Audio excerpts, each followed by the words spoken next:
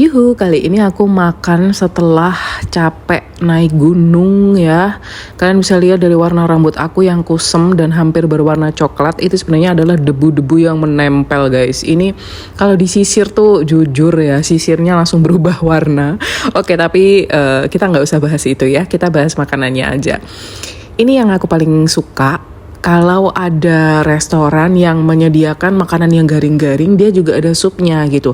Makanya kemarin aku sempat bahas harusnya resto-resto fried chicken itu tuh ada supnya.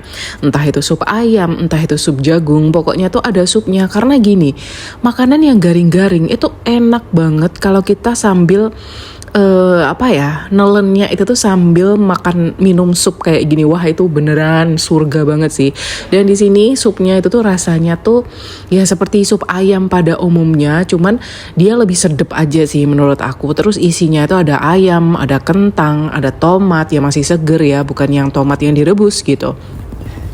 Sama ada wortel juga, dan itu tuh ngerebusnya tuh menurut aku sewajarnya mereka ngerebus, jadi bukan yang empuk banget, tapi kalau kentangnya emang empuk banget sih. Tapi untuk wortel sama yang lain itu tuh masih fresh gitu, jadi kayak masih ada teksturnya gitu ketika dikunyah-kunyah, enak banget. Dan karena ini tuh tempat dingin ya, jadinya tuh makan sup kayak gini tuh enak banget. Ini aku di tempat dingin tapi pakai crop top kayak gini karena memang aku habis olahraga, jadinya tuh masih panas gitu ya di badan, jadinya nggak kerasa gerah, nggak kerasa dingin gitu.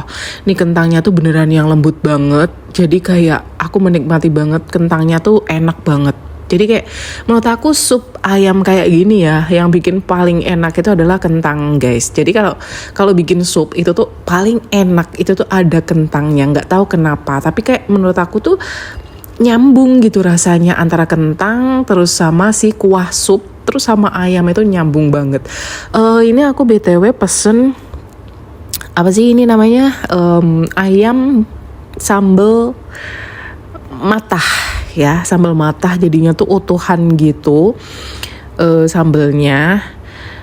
Terus itu tuh untuk ayam yang di sambal matah itu tuh lembut banget. Aku nggak nyangka juga sih, karena ini kan kelihatannya kayak tebel ya tepungnya, tapi ternyata rasanya tuh empuk banget. Jadinya tuh wah, menambah kenikmatan banget sih.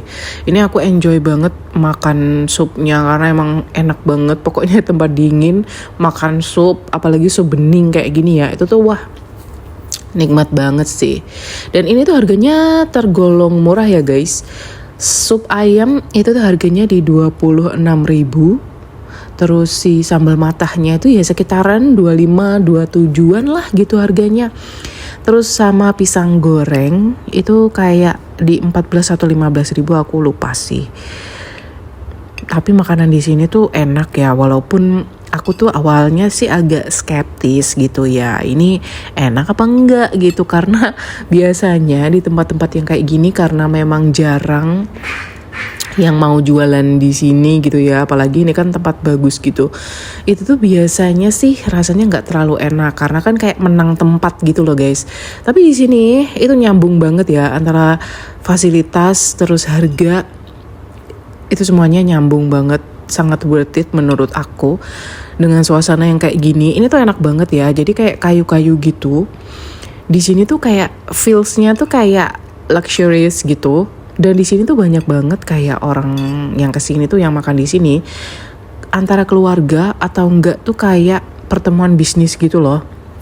Di belakang aku ini kan ada kelambu kayak gitu ya.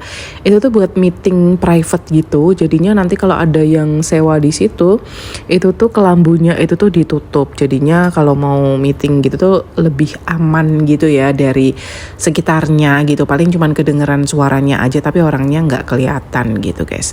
Terus minumnya itu tuh aku jahe lemon sereh kalau nggak salah ya.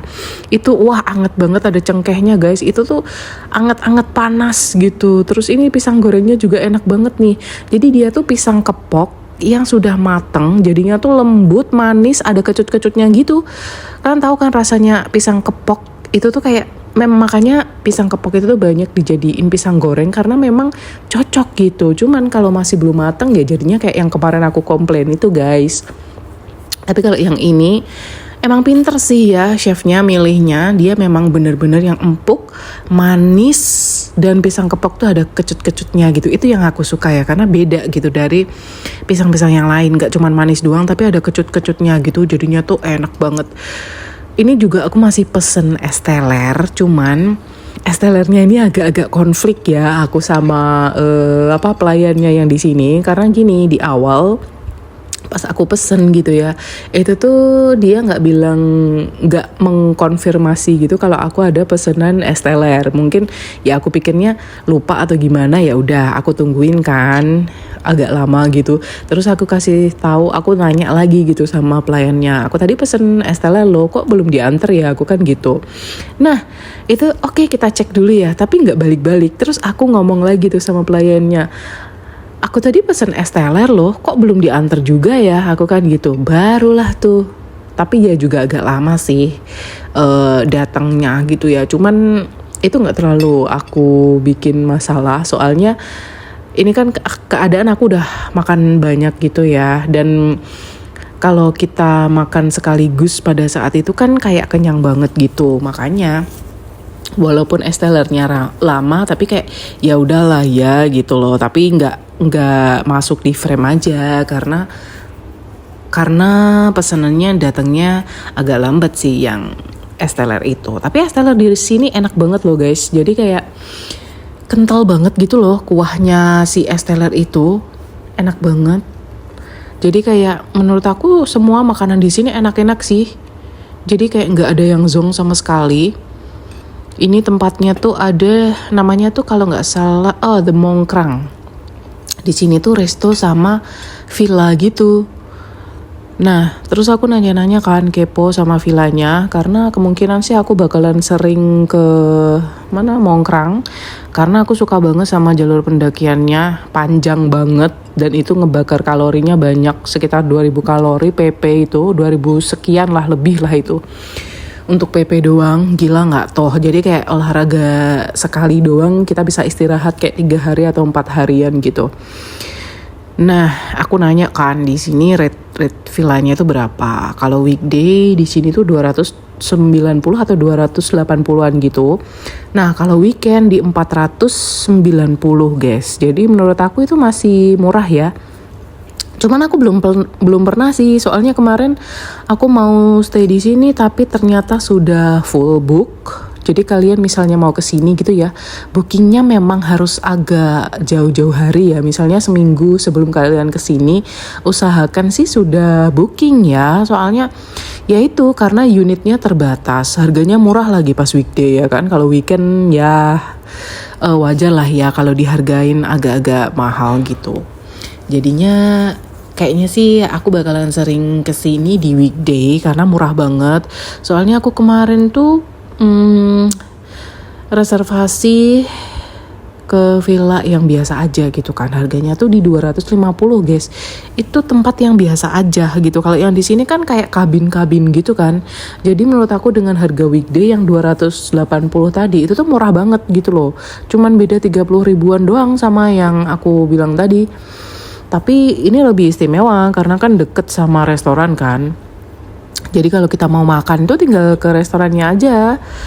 Jadi kayak nggak khawatir kelaparan gitu loh. Kalau yang di tempat yang aku bilang tadi itu tuh kayak restorannya jauh ya. Jadinya tuh kita kalau mau makan bingung. Apalagi di sini tuh kayak delivery gitu tuh nggak ada. Jadinya agak susah ya say gitu. Jadinya memang kalian harus cari penginapan yang sekaligus sama resto gitu loh. Jadi biar kalian tuh nggak khawatir misalnya malam-malam lapar kek atau pengen ngemil kek, kalian tinggal ke restorannya aja gitu, nggak perlu susah-susah.